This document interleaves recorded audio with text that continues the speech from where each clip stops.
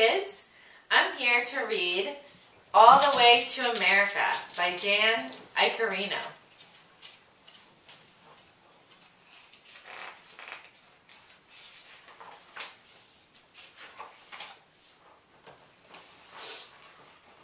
My great-grandfather, Michele Iaccarino, grew up on a farm in Sorrento, Italy.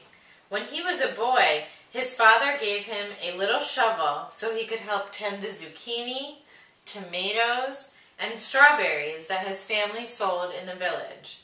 They worked very hard, but were always very poor.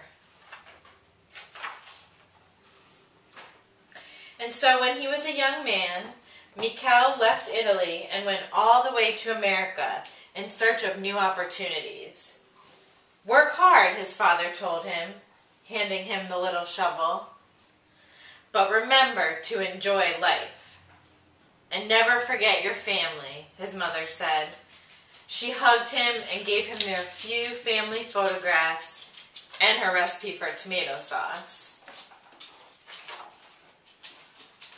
It was a long journey, and how different New York was from his tiny village in Italy.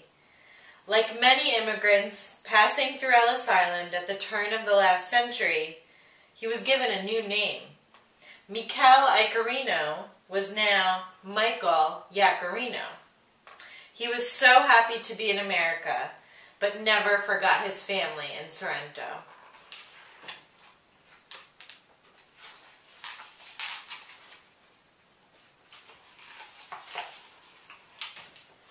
Friends from home helped each other in this new country.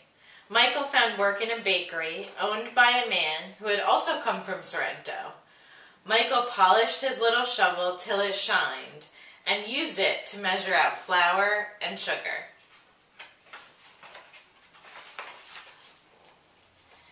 Michael met Adeline, and soon they were married. They found an apartment in a neighborhood called Little Italy, where many other recent immigrants lived as well. They had 5 children and did their best to teach them to work hard, enjoy life, and love their family.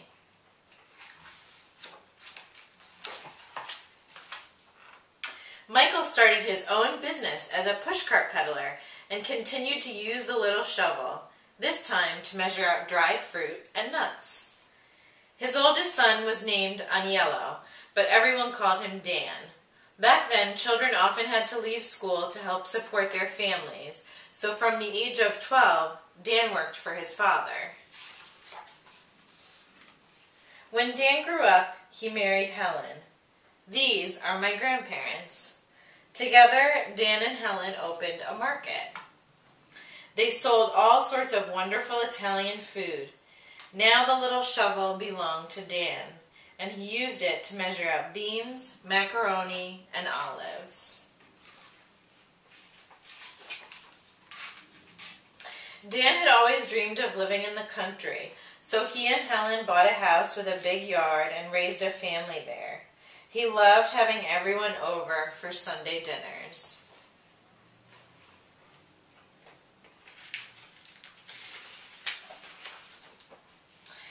Dan's love of cooking led him to open a restaurant. He made pizza, eggplant parmigiana, and spaghetti, all with his grandmother's tomato sauce, of course. Dan's son Mike would help out in the kitchen after school. By now, the family was so large that celebrations were held at the restaurant. Everyone would come together to talk, laugh, and of course, eat. When Mike was a young man, he married Elaine. These are my parents. Mike opened a barber shop and he used the little shovel to pour rock salt over the sidewalk whenever it snowed. I grew up in a big house in the suburbs, not far from my grandparents. We had a garden in the backyard and I would help my father tend to the tomato plants. Every year, my parents would take my brother, my sister, and me to the Feast of San Gennaro in Little Italy. We watched the parade, listened to Italian folk songs, and ate hot zeppoli. I loved New York City.